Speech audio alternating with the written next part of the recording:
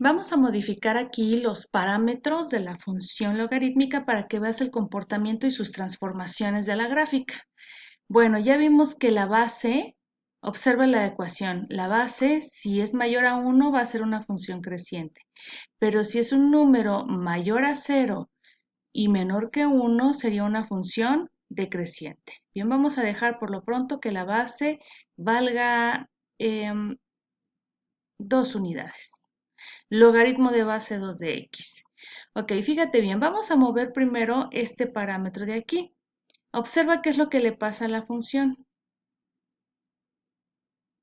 La función lo que sucede es que se desliza de forma horizontal. Bien, la voy a dejar aquí en 4. Ve cómo cambia la ecuación de la función. X menos 4. Tras esta línea recta de color verde, y es una asíntota vertical, ¿qué quiere decir?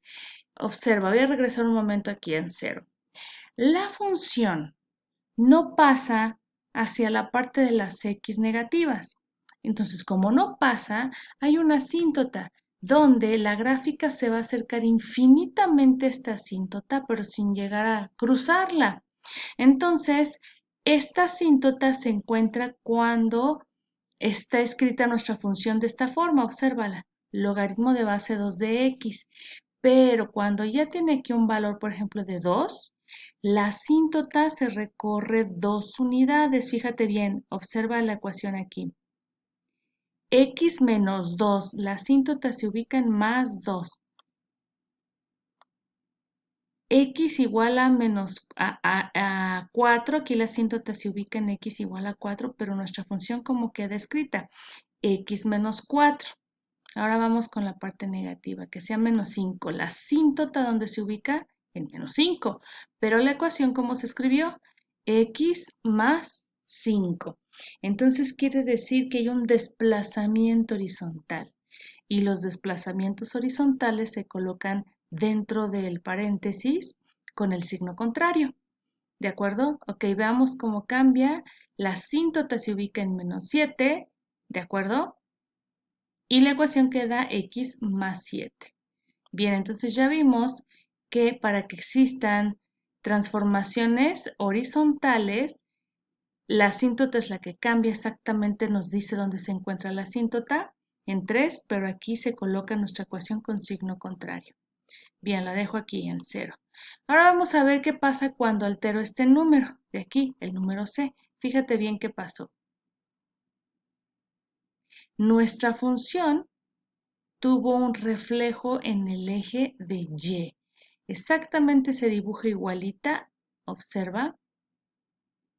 Tuvo un reflejo en el eje de y ve, mira, aquí está nuestra función, es logaritmo de base 2 de x.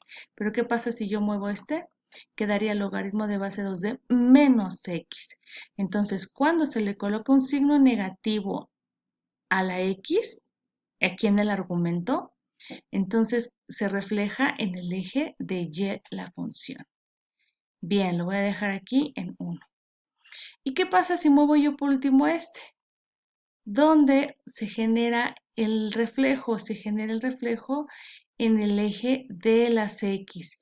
Bien, fíjate, aquí nuestra ecuación es logaritmo de base 2 de x y ahora le voy a poner este que sea negativo menos logaritmo de base 2 de x. Cuando el signo menos está al inicio de la función, tiene entonces un reflejo en el eje de x. Observa.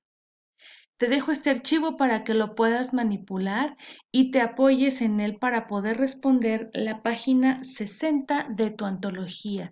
No es necesario que subas la evidencia a la plataforma. Bueno, espero que haya quedado un poquito más claro de cómo es que se alteran los parámetros de la función logarítmica y cómo se ve reflejado en la gráfica.